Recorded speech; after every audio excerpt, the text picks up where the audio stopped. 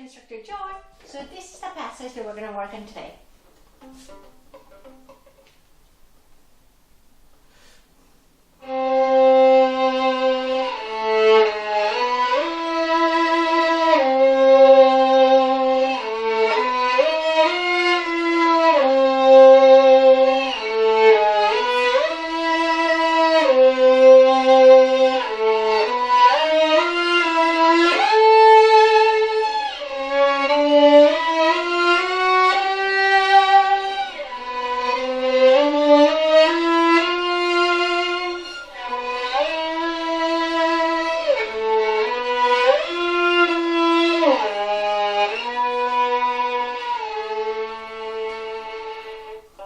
So this was Paganini Caprice 24, variation 3.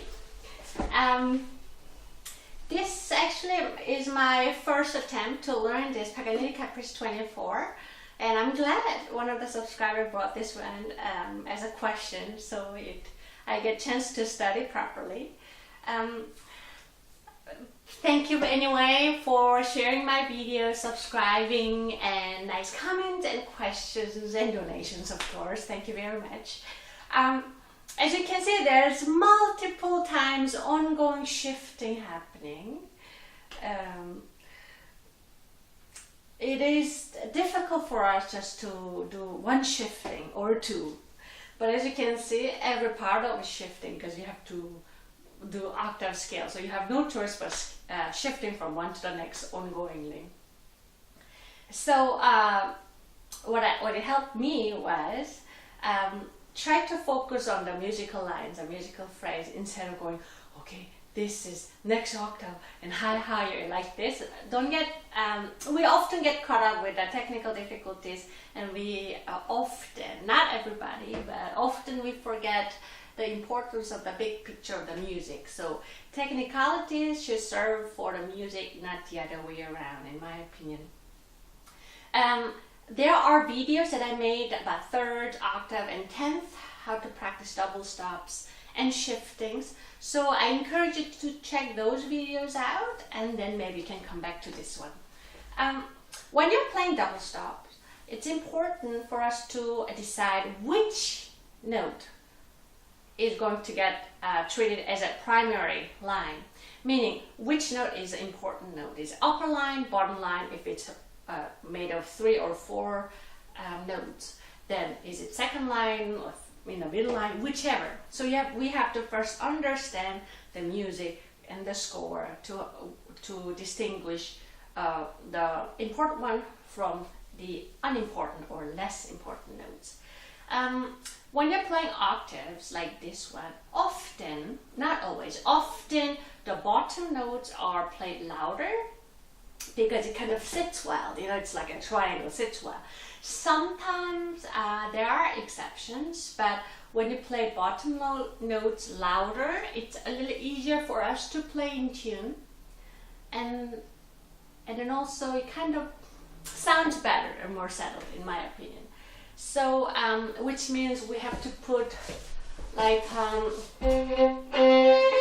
more weight on G string, or use a sounding point of G string, and then so that the D string may not get as nicer sound, but you kind of have compromise version.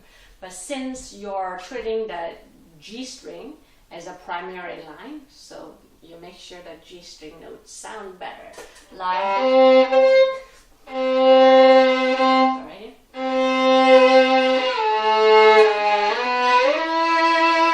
Yeah. So what happens if I play the other way around? If I play top notes louder?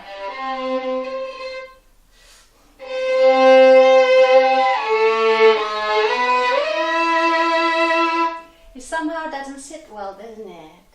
At least I think so. So I think it's better if the bottom notes are played louder, either by giving more weight to make it louder, or using the sounding point of the lower lines. Before you do that, it would be also very helpful just to play those single notes to understand the musical lines, and just so that our ears get tuned to that.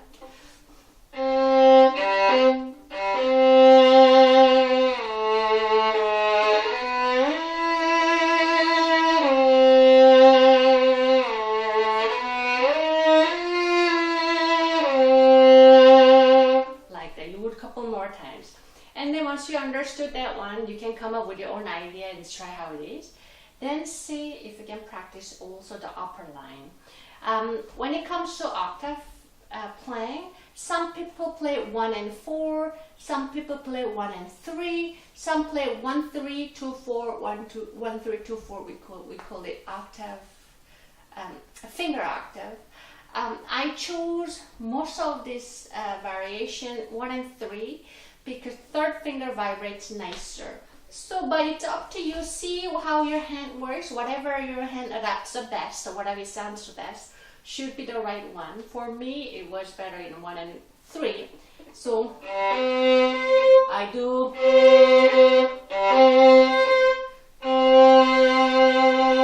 That way I can vibrate both fingers. If I do 1 and 4, I guess I could make that happen, but I prefer the little fatter sound of the third finger. So I chose 1 and 3. Another one that you could pay attention to is keeping the bow really flat here. We, not only these certain variations are meant to be played quite loud, but also we're playing double strings. So we need all the support that we can get from the bow. So I encourage you to make sure that to keep the bow flat, so that you can get all the possible sound. So in order to practice that one, I like to just triple or multiple play on each note, just so that I get used to, or I can find the right sound that works the best for each note. Like this.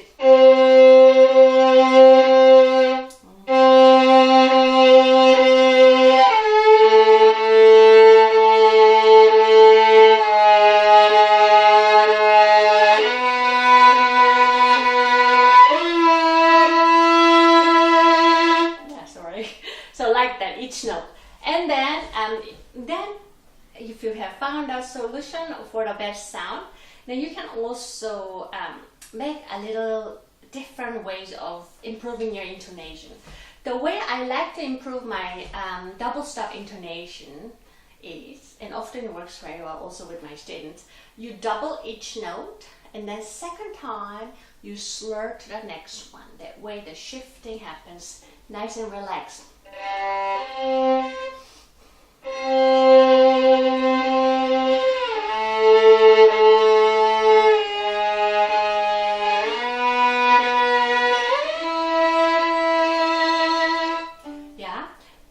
Then if you have done this one enough times meaning more than just couple times, sometimes we're too quick to move on to the next one.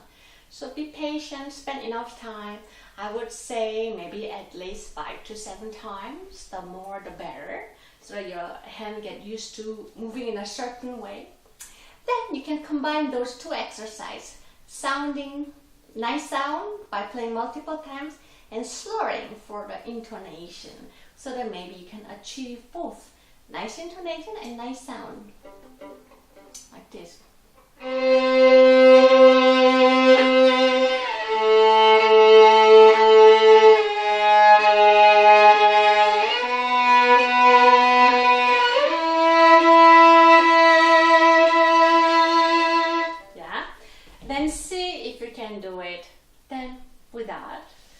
Again, each step has to spend enough times.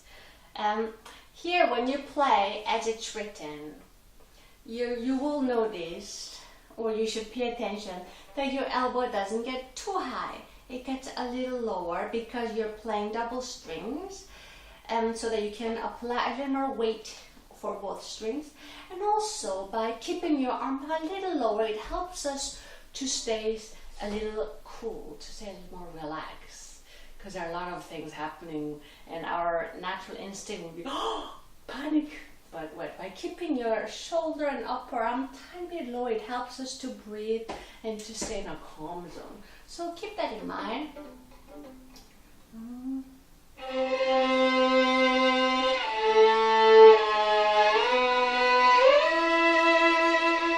Yeah, then a couple times.